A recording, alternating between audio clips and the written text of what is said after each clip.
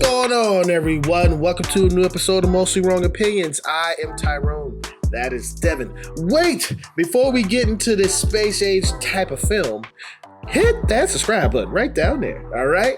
It really does help out this channel, all right? Now, let's get into this film that is an animated film created by Kid Cudi, no other than the rapper Kid Cudi, and Kenya Barris is famous from creating Blackish. This film is on Netflix right now. It's called Intergalactic.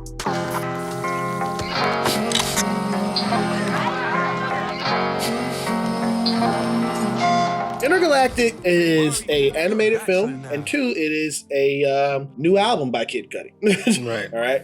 It is blended together. It came out on the same day. And but don't be scared. Don't be scared. That scared me at first. I was like, oh, this is a commercial for Kid Cudi's album. All right. Yeah. And then when I did that, I had flashbacks to Moonwalker. I was like, shoo, shoo, shoo. And then I had flashbacks to Purple Rain. Shoo, shoo, shoo. And this is not like either of those. And yet, as you said, it's still kind of the same. This film is an animated Love Jones.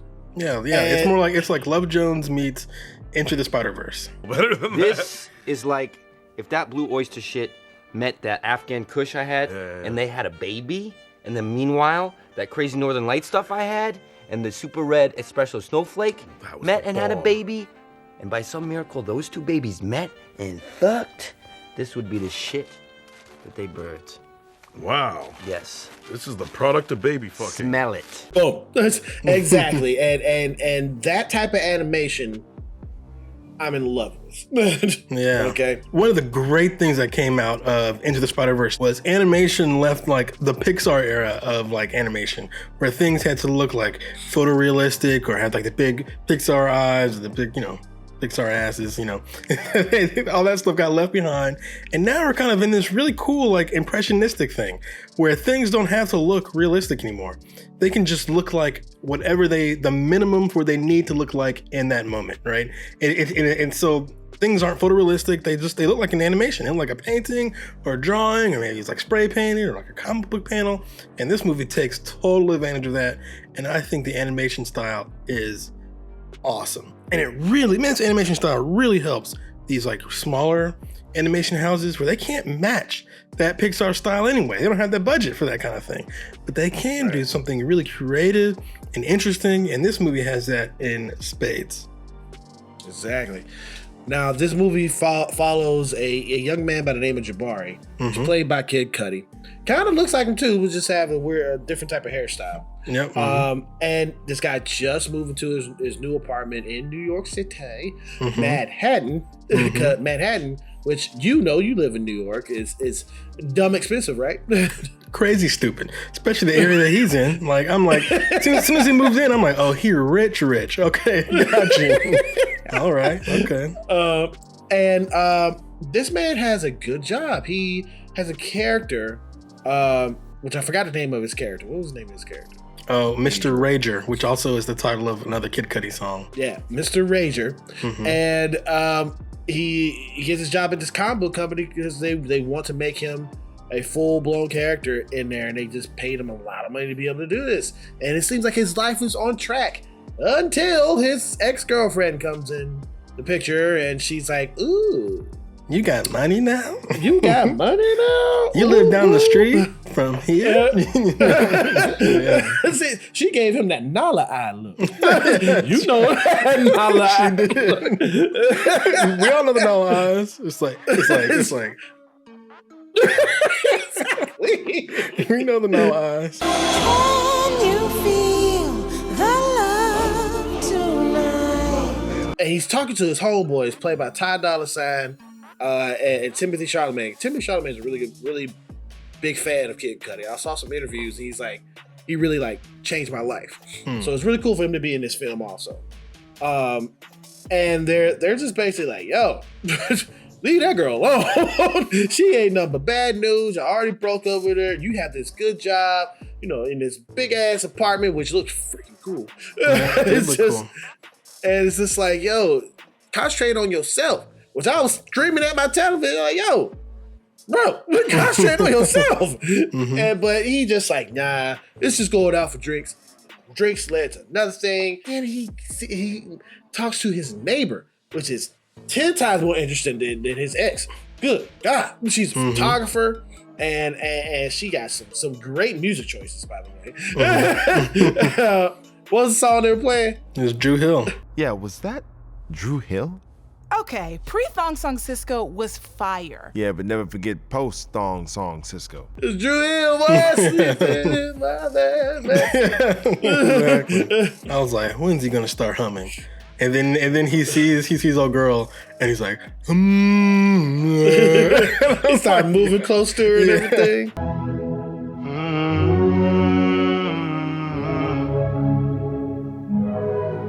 You're such an angel in your halo. It was so Such an angel beautiful to see Black characters in that type of world. To see that put on Netflix in that way, I was like, man, that warms my heart. yeah. And the movie is mostly about the relationship he has with his neighbor. And mostly just relationships in general seems to be like a big theme, and how either friends could be a good influence on that or a bad influence on that, whether they can give good advice or bad advice. But to your point, what really makes the movie good to me is that I bought these two cartoon characters as humans. You know what I'm saying? I bought them as humans with flaws, humans with good things about them, bad things about them.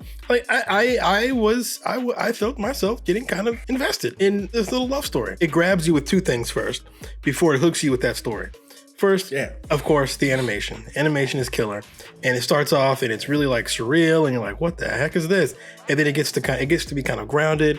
And as soon as you think you understand the animation, you're like, "Okay, I've seen everything the animation can do." It'll switch total styles on you, right? There's one character where when she tells a story, it looks like an anime, right?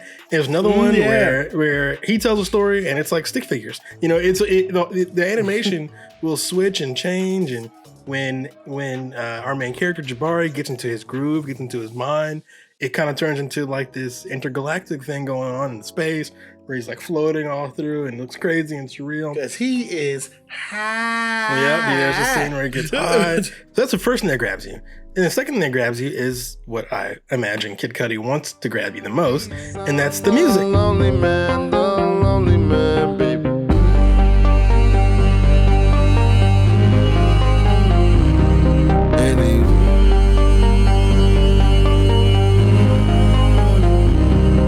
The music works really, really well with some of these crazy spacey visuals. The music kicks in and it really draws you in.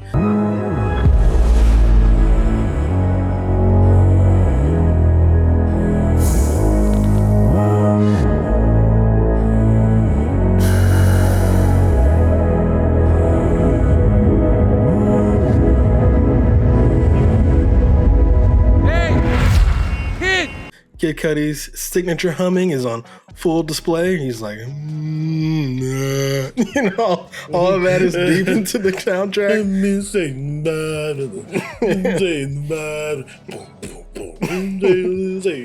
Yeah, and it's great, but it's not overbearing, right? It's not like music over story. His music just kind of it turns up the story a little bit or turns up the emotion a little bit. And you're like, I say he really did a good job of incorporating his music. Every night, and the memories can't escape you if I try. You stay with me, ain't no use, I'm mesmerized. So you're telling me that our animated film took music and put that with the story and made it mesh well? Yeah, they put it together. So you're nicely. saying movies can put two things, like, for instance, I don't know, action and a story, and make it make sense? Yeah, it's crazy. Black Adam. We're here to negotiate your peaceful surrender. Heard about at least 3 killings this afternoon. And what's even crazier is they did something different with the visuals, with the action. They did something new. And they took an original soundtrack, unlike freaking Black Adam, which literally had the song painted black in that motherfucker. Like, kill myself. this movie actually has an original score and original visuals, and then they had the audacity to have like an actual story with actual characters that I enjoyed quite a bit. I had low expectations for this going in, and I thought this blew the roof off of it. I really enjoyed myself. Kaboom with the roof, man. Yeah, it was great. And all throughout the whole film, I was comparing it to Into the Spider-Verse. Mm-hmm. You can't help but to help because it has that when we talk about the animation style again, like it has that halftime. Yeah, it's like a frame jitter type of thing, and which I like that. I like that a lot. That's really cool. And the characters aren't really, again, like a Pixar film. They're not really a slave to like realistic gravity or something. They can just ride their bike and end up on the moon or something. You know what I'm saying? So that was cold too. Yeah, it just looks awesome.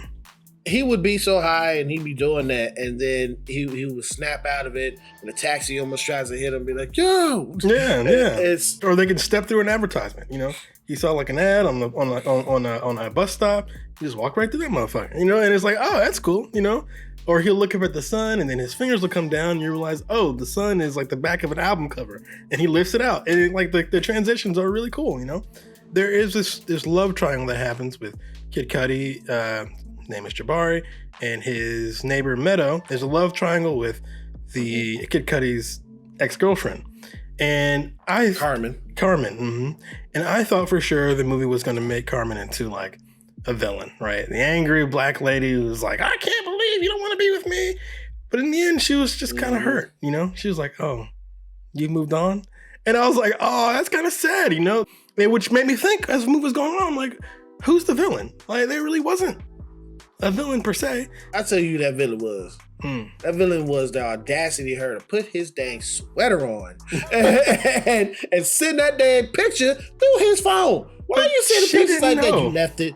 You left this at my house, girl.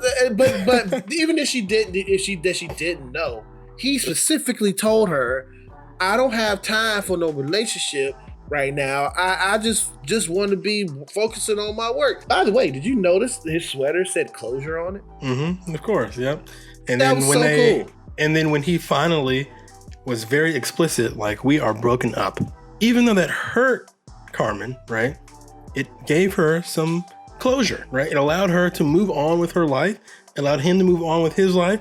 I thought that was super mature. And again, they didn't villainize her. They didn't turn her into some sort of like home-wrecking villain or something. I like that they had some mature themes, and they did some mature things, like capital M mature, not like mature as in like, oh, we saw a boob or something. I mean like mature as in like, this is a conversation that two adults would have. Right. And don't get me wrong. That's curse words in this and sexual content and that's true. Grinding and stuff. But in the context of the film, right?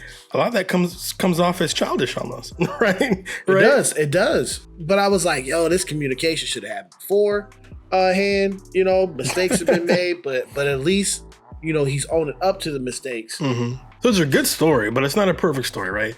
Like you said in the beginning, the movie makes a big to-do about his new job and whether or not his Mr. Rager character will take off in the comic books and whether or not he really belongs in this fancy apartment. And you think, okay, well, this is going to be a point of contention later on in the film. It's not, right? It's really not at all. It's like the movie kind of forgot about that kind of stuff. The movie is really laser focused on the relationship between Jabari and Meadow. With the animation style that this is, I want more films animated like this. You will get a lot more. And you're going to regret saying that shit. You're going to get 100. I can't have enough. Yeah, they're going to shove this right down your throat.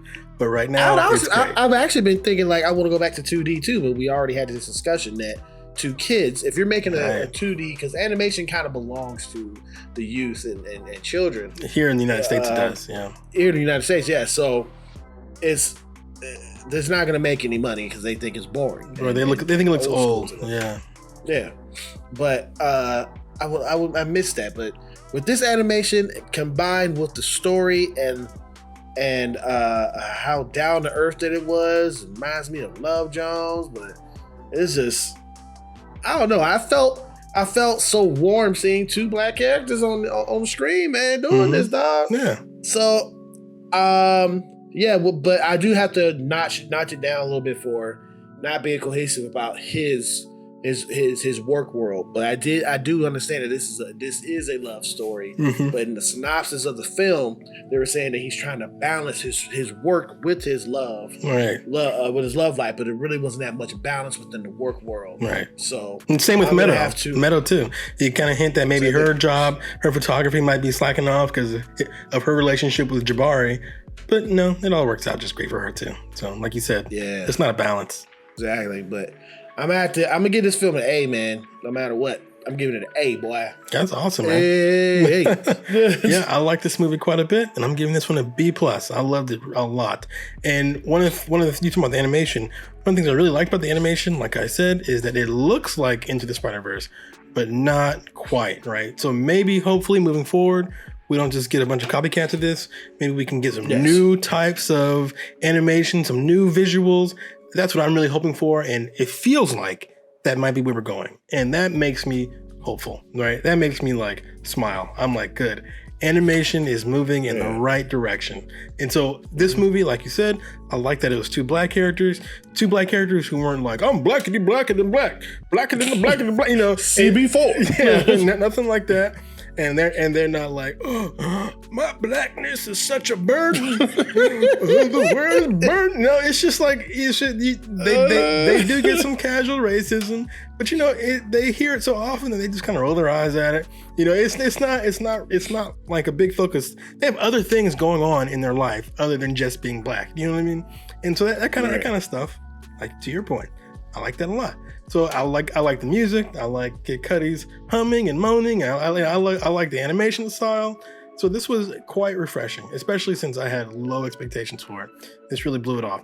And it's on Netflix, and I think I wouldn't mind watching this again because it's a breezy, easy watch. Breezy, easy, colorful love story. These two black leads called Intergalactic. So much more do you know. Thank you for clicking on this video and watching us review this film. Our subscriber count has been going up, and we really do appreciate you guys for this. And to the over 200 people that we have, you guys are the best. Do us a favor, get in the comments and start commenting on some of the things that we're talking about. You know, show us that you're out there. You know, we really like to hear what you think about these films. All right. You know, I've been talking to this guy for over 21 years, and I already know what he thinks. Of course. Okay. But if you're new to this, please hit that subscribe button right down there. All right. It really does help us out. And if you liked our rating and review for this film, hit that thumbs up. It really does help out the channel. Or you get a thumbs down. Whichever you choose, it is your opinion. But just remember one thing. It is mostly wrong. See you guys in another video. Have a good one. Let's say goodbye. Let me think.